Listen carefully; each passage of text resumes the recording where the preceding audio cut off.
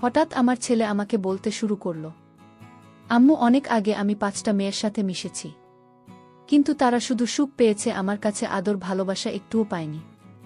এমনকি আমার নিজেরও হয় না। যতক্ষণ না চোখ বন্ধ করে তোমাকে অনুভব করি, তোমাকে যখন কল্পনা করি, তখন আমি আর নিজের মাঝে থাকি না, সুখের সাগরে ভেসে যায়, কেবলমাত্র তখনই হয় আমার। ছেলের মুখে এই কথা শুনে আমি বললাম, তুই তো অনেক দূর এগিয়ে গেছিস তাহলে। আর আমিও অনেক আগে থেকেই বুঝতে পারতাম যে তুই আর চোখে লুকিয়ে লুকিয়ে আমাকে দেখিস। তখন আমি ভাবতাম তুই তো এখনো অনেক ছোট, আর একটু বড় হলে সমবয়সী মেয়েদের সাথে মিশলে ঠিক হয়ে যাবে। কিন্তু এখন দেখছি সেটা না, তোর দেখি বয়স্ক মহিলাদের ভালো লাগে। ছেলে আমার মুখে এমন কথা শুনে তার সাহস বেড়ে গেল। তাই সাহস করে সে আমাকে ধরে শুইয়ে দিল। তারপর যা করলো আমি গ্যারান্টি দিয়ে বলতে পারি সেটা শুনলে তোমাদের দাঁড়িয়ে যাবে। তাই তোমাদের কাছে একটাই অনুরোধ, ভিডিওটা শুরু থেকে শেষ পর্যন্ত দেখো। আমার ছেলের নাম মাসুদ রানা। তার বয়স এখন 20 বছর, তার উচ্চতা 6 ফুট। 1 বছর আগে সে সেনাবাহিনীতে যোগদান করেছে। বর্তমানে তার পোস্টিং হয়ে ঢাকায়। আর আমাদের বাড়ি খুলনা। আমাদের পরিবারে আমি, আমার ছেলে আর আমার একটা মেয়ে আছে। আমার স্বামী রাকিবুল ইসলাম অনেক আগেই মারা গেছে। তখন আমার ছেলে মেয়ে দুজনেই অনেক ছোট। তখন থেকেই আমি অনেক কষ্ট করে সংসার চালিয়েছি। বাড়ি বসে সেলাই মেশিন দিয়ে মানুষের কাপড় বানিয়ে বানিয়ে আমার ছেলে মেয়েদের ভরণ পোষণ দিয়েছি। আর কিছু চাষের জমি চাষ করে আমাদের সংসার চলত। এই অভাবের ভিতর দিয়ে আমি আমার ছেলে মেয়েকে মানুষ করেছি। হঠাৎ আমার ছেলে একদিন কলেজ থেকে বাড়ি এসে আমাকে বলল, আম্মু, সেনাবাহিনীতে লোক নিবে, আমি কি যাব লাইনে দাঁড়াতে? তখন আমি বললাম, যা বাবা, দেখ আল্লাহ যদি আমাদের দিকে মুখ তুলে তাকায়। তারপর যথারীতি আমার ছেলে লাইনে দাঁড়িয়ে গেল।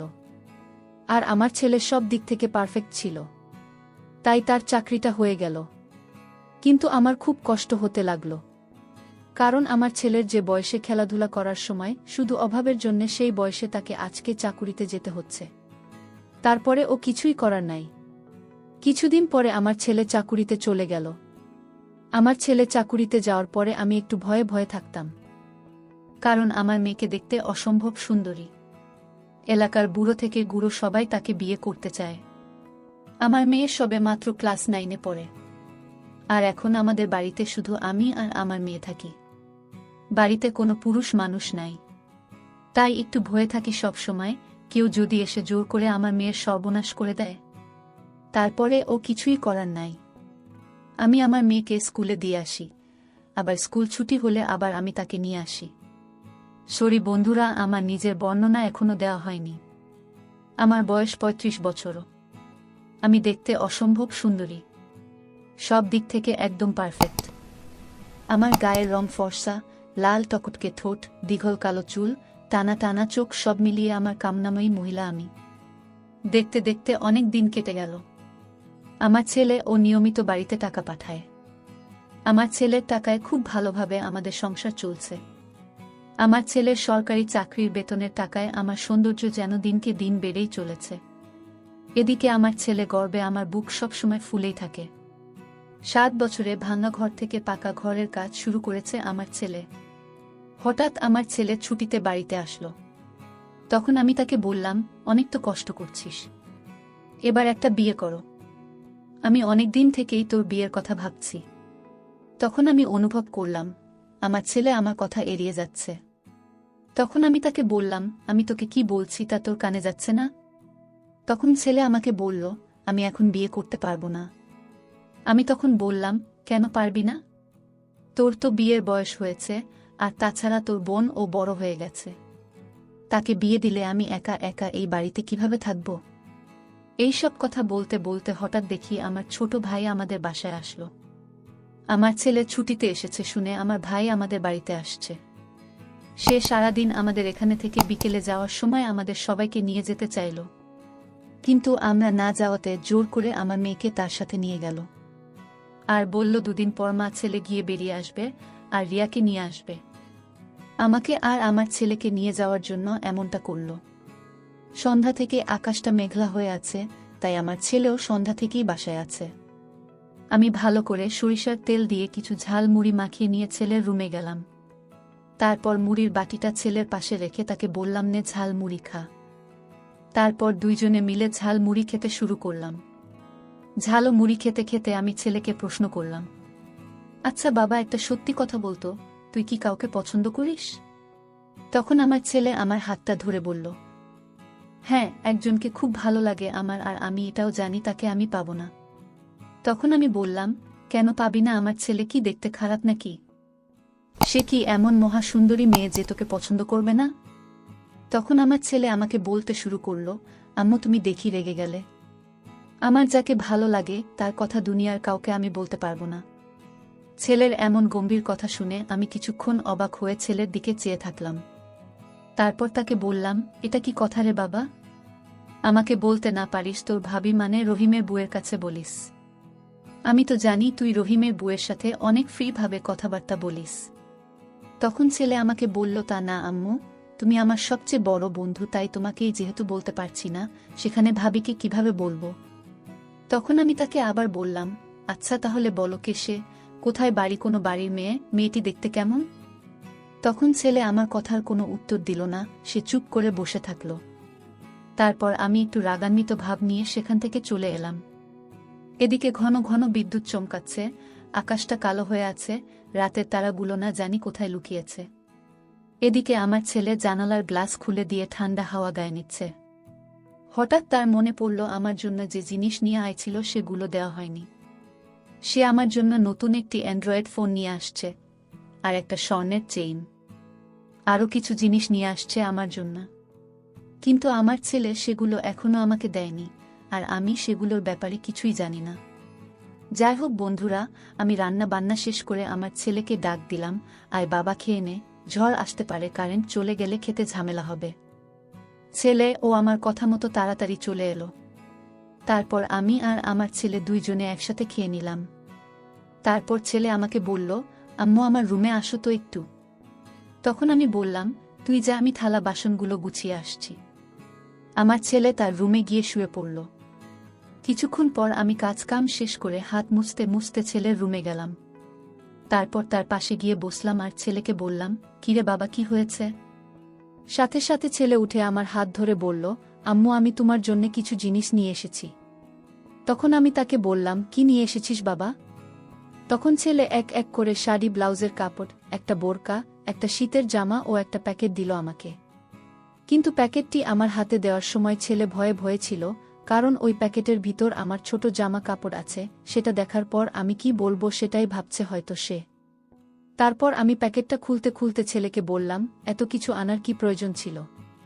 তোর কি বুদ্ধিশুদ্ধি হবে না কখনো? প্রতিবারই এত কিছু আনা লাগবে তোর? তখন ছেলে আমাকে বলল, আচ্ছা আম্মু, তোমার যা লাগে তা আমি আনবো না, তা আর কে আনবে শুনি? আব্বু বেঁচে থাকলে আব্বুই আনতো সব কিছু। আব্বু যেহেতু বেঁচে নাই, সেহেতু আব্বুর দায়িত্ব আমাকেই পালন করতে হবে তো। এদিকে হঠাৎ আমার ছেলে আমার হাতটা চেপে ধরল আর বলল, আম্মু তুমি এই প্যাকেটটা এখন খুলবে না, এটা তোমার ঘরে গিয়ে খুলবে প্লিজ। তখন আমি বললাম, তা এই প্যাকেটের ভিতর কি আছে শুনি? তখন ছেলে বলল, তা তুমি খুলেই দেখে নিও। আর শোনো, আরও কিছু আছে, এই বলেই মোবাইলটা আমার হাতে দিল। তখন আমি তাকে বললাম, একটা থাকতে আরেকটা এত দামি মোবাইল কেন? ছেলে বলল, তোমার চেয়ে কোনো কিছুই দামি নাই আমার কাছে। তারপর ছেলে আমাকে বলল, চোখ বন্ধ করো তো আম্মু। তখন আমি বললাম, কেন রে বাবা? ছেলে বলল, আহ করো না একটু আম্মু। আমি একটু মুচকি হাসি দিয়ে চোখ বন্ধ করলাম। তখন আমার ছেলে আমার গলায় সোনার চেইনটা পরিয়ে দিল। চোখ খুলেই সোনার চেইনটা দেখে সুখে আমি কেঁদে দিলাম। তখনই আমার ছেলেকে শক্ত করে জড়িয়ে ধরলাম। তখন ছেলে আমাকে বলতে শুরু করল, একদম কাঁদবে আম্মু, তোমার মুখের হাসি দেখব বলে এইগুলো নিয়ে এসেছি। আর সেখানে তুমি যদি কাঁদো তাহলে আমার খুব কষ্ট হবে মা। তখন আমি বললাম, তুই বুঝবি না এটা কিসের কান্না, আমি অনেক খুশি হয়েছি বাবা, অনেক খুশি। তখনও আমার ছেলের মুখটা আমার বুকে চেপে ধরে আছি। এদিকে আমার বরং দুইটা আপেলের স্পর্শে ধীরে ধীরে আমার ছেলের ওটা শক্ত হতে শুরু করল। ছেলেরটা আমার উরুতে একটু ঘষা লাগতেই আমার শরীরের ভিতর বিদ্যুৎ খেলে গেল। সাথে সাথে ছেলের মুখটা আমার বুকের উপর থেকে উঠিয়ে তার মুখে একটা হামি দিলাম। তখন ছেলে নিজেকে একটু সামলে নিয়ে বলল, আর কখনো কাঁদবে না মা, আমি যেন তোমার চোখে আর কখনো পানি না দেখি। আমি বললাম, আচ্ছা বাবা, আর কাঁদব না। তখন ছেলে বলল, তাহলে এখন শাড়িটা পরে দেখাও তো দেখি কেমন লাগে। তখন আমি বললাম, আমি বিধবা মানুষ, আমার এমন লাল টকটকে শাড়ি পরলে মানুষ কি বলবে?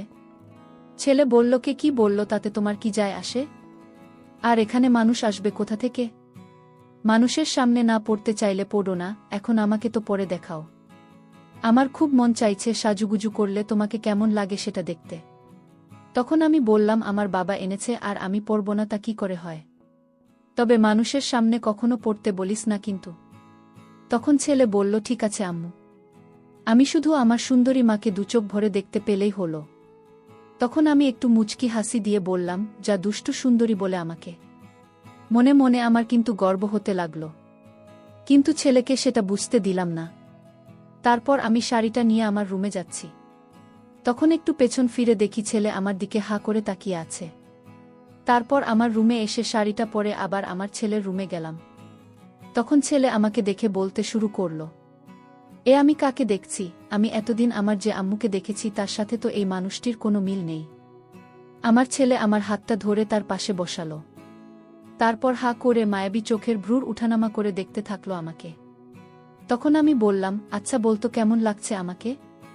তখন ছেলে আমাকে বলল, একেবারে পরীদের মতো লাগছে তোমাকে। তখন আমি বললাম, যাহ দুষ্টু, আমি কি এতটা সুন্দরী নাকি? তখন ছেলে আমার হাত ধরে বিছানায় নিয়ে বসালো, আর সে নিচে বসে আমার কোলে মাথা রেখে বলল, তুমি সব সময় এমন ভাবে থাকতে পারো না আম্মু? তখন আমি ছেলের মাথার চুলে হাত বুলিয়ে দিয়ে বলতে লাগলাম, পাগলের মতো কি সব বলছিস তুই? গ্রামের মানুষ দেখলে কি বলবে তাহলে? তখন ছেলে, তাহলে আমি যে কয়দিন থাকব সে কয়দিন এমন করে সে যে গুজে থাকবে। তারপর ছেলে আমার চোখের দিকে তাকিয়ে বলল, ওগুলো পড়েছে মা? আমি বললাম, যা শয়তান, কিছু তো শরম কর। আমি তোর মা, আর আম্মুর জন্যে কেউ এসব আনে নাকি? তখন ছেলে বলল, জানি না কেউ আনে কিনা তবে বাবা থাকলে হয়তো আমিও জানতাম না। সে নেই দেখে মনে হলো আমার আম্মুর তো ভালো মন্দর খোঁজ রাখার কেউ নেই, তাই নিজেই রাখি। রাগ হয়েছে মা? তখন আমি বললাম, না রাগ হয়নি, কিন্তু এগুলো আর আনিস না। ছেলে বলল, কেন মা, পছন্দ হয়নি নাকি সাইজ হয়নি? তখন আমি বললাম, সব ঠিক আছে, তবে তুই এনেছিস ভাবলে খুব লজ্জা করছে। তখন ছেলে আমাকে বলল, তুমি আমাকে তোমার বন্ধু ভাবো, তাহলে আর লজ্জা করবে না, হবে মা আমার বন্ধু? তখন আমি বললাম, পাগল, সমবয়সী না হলে কি বন্ধু হওয়া যায়? তখন ছেলে বলল, এই যুগেও এসব পুরনো কথা, এতেই তো ভালো মা ও ছেলে একে অপরের কাছে আসা যায়। তখন আমি বললাম, তুই অনেক বড় হয়ে গেছিস। তখন হঠাৎ ছেলে আমাকে বলল, আম্মু তোমাকে একটা কথা বলবো, কিছু মনে করবে না তো? তখন আমি বললাম, তুই আমার ছেলে, আমি তোর কথাই কি মনে করব? তুই নির্ভয়ে বল, আমি কিছুই মনে করব না। তখন ছেলে আমাকে বলল, আম্মু আমি তোমাকে প্রচণ্ড ভালোবাসি, আমি তোমাকে ছাড়া কাউকে ভাবতে পারি না। তখন আমি বললাম, চুপ কর বেয়াদব, এমন কথা বলতে তোর মুখে বাধল না? আমি ছেলের দিকে এক নজরে আছি। আমি বুঝতে পারলাম আমার ছেলে খুব ভয় পেয়েছে। আমি বিছানার উপর হাঁটুতে মাথা দিয়ে নির্বাক বসে থাকলাম। ফ্যানের হাওয়া আমার রেশমি চুলগুলো দোলা দিচ্ছে। ছেলে আবার আমার দিকে একমনে তাকিয়ে আছে। তারপর সে আবার আমার পাশে এসে বসল। তখন আমি তার পিঠে হাত বুলিয়ে দিয়ে বললাম, এমনটা হয় না বাবা, আমার লক্ষ্মী ছেলে, আমি কিছু মনে করিনি। আমি জানি তোদের বয়সের ছেলেদের ফ্যান্টাসি হয় খালা চাচিরা, তবে মাকে নিয়ে ফ্যান্টাসি রচনা করা একটু বেশি হয়ে যায়। তুই এখন থেকে চেষ্টা করো আমার উপর থেকে মনটা সরিয়ে অন্যদিকে নিতে। বিয়েটা করে নে, দেখবি সুন্দরী বউ পেয়ে মাকে ভুলে যাবি। ছেলে মাথা নিচু করে বলল, পারবো না আম্মু, আমি নিজের সাথে অনেক লড়াই করেছি, আমি ক্লান্ত মা, কিছুতেই তোমাকে মন থেকে সরাতে পারি না। তখন আমি বললাম, কেন রে, কি এমন পাস আমার মাঝে? তখন ছেলে মুখ তুলে আমার মুখের দিকে তাকিয়ে, জানি না মা, শুধু জানি তুমি আমার সব, তুমি তোমার কথা চিন্তা করলেই আমার মাথায় কাজ করে না। তখন আমি একটু মুচকি হেসে বললাম, ও কিছু না, এই জিনিসের প্রতি টান একটু বেশিই হয়। আর আমি তো বুড়ি হয়ে গেছি, তুই যেমনটা ভাবছিস তেমনটা আমি আর নেই। দেখো বাবা, এক একজনের এক একজনকে ভালো লাগে, তাই বলে কি তাকে নিজের করে পেতে হবে নাকি? শোনো বাবা, অন্য কারো মা হলে এসব কথা শোনার সাথে সাথে চিৎকার চেঁচামেচি করে বাড়ি মাথায় তুলত। আমি কিন্তু তা করছি না, কারণ তুই আমার একমাত্র ছেলে, নারী ছেঁড়া ধন। আমি তোকে অনেক ভালোবাসি, তাই বলছি আমার ভালোবাসার মর্যাদা রাখতে বিয়ে করে নে। বাবা দেখবে ধীরে ধীরে আমার থেকে মন উঠে যাবে। তখন ছেলে আমাকে বলল, তুমি আমার কথা মন দিয়ে শুনেছে এবং যুক্তি দিয়ে ভালো মন্দের বিচার করেছে বলে ধন্যবাদ। তবে লজ্জা না করে বলছি মা, অনেক আগেও আমি 5টা মেয়ের সাথে মিশেছি, তারা শুধু সুখ পেয়েছে আমার কাছ থেকে, কিন্তু আদর ভালোবাসা একটুও পায়নি। এমনকি আমার নিজেরও হয় না যতক্ষণ না চোখ বন্ধ করে তোমাকে ভাবি। যখন সেই মেয়ের জায়গায় তোমাকে কল্পনা করি তখন আমি আর নিজের মাঝে থাকি না, সুখের সাগরে ভেসে যায়। কেবলমাত্র তখনই হয়। তখন আমি বললাম, তুই তো অনেক দূর এগিয়ে গেছিস। হঠাৎই ছেলে সাহস করে আমাকে ধরে শুইয়ে দিল। আমিও নিজের কন্ট্রোল হারিয়ে ফেললাম। তখন আমি বললাম, তুই লাইটটা বন্ধ করে দিয়ে ছোট লাইটটা অন করে দিয়ে আয়। তখন ছেলে আমার কথা শুনে খুশিতে আত্মহারা হয়ে গেল। সে নীল বাতিটা জ্বালিয়ে খাটের পাশে দাঁড়িয়ে রইল। ছেলে আমার পাশে এসে বলল, ধন্যবাদ আমার স্বপ্ন পূরণ করার জন্য। তখন আমি বললাম, তোর জন্য আমি সব করতে পারি রে। শুধু কথা দে, সব দেখে নিয়ে আমাকে ভুলে যাবি না তো? ভুল বুঝবি না তো? তখন ছেলে বলল, কি বলছো মা তুমি? আমার মা, আমার স্বপ্নের রানী, আমার ফ্যান্টাসির জগতের সবকিছুই তুমি। তোমাকে ভুলে গেলে তো আমার নিজেকেই ভুলে যাওয়া হয়। কথা দিলাম মা, জীবন থাকতে তোমার অবাধ্য হব না। ভুল বুঝে ভুলে যাওয়া তো দূরের কথা, তুমি আমার রানী, আমার আবদার শুনে তুমি শেষ পর্যন্ত রাজি হয়ে গেলে। তখন আমি বললাম, আমি তোর সব আশা পূরণ করব, তবে একটা কথা, পৃথিবীর কেউ যেন জানতে না পারে। তখন ছেলে বলল, ঠিক আছে, এই কথা শুধু তুমি আর আমি ছাড়া আর কেউ জানবে না। তখন বললাম, ঠিক আছে, তাহলে তুই কাজ শুরু কর। তারপর আমি আমার ছেলের আশা পূরণ করলাম। তো বন্ধুরা, এই ছিল আমার আজকের বাস্তব ঘটনা। আশা করি ঘটনাটি তোমাদের ভালো লেগেছে। ভালো থেকো সবাই।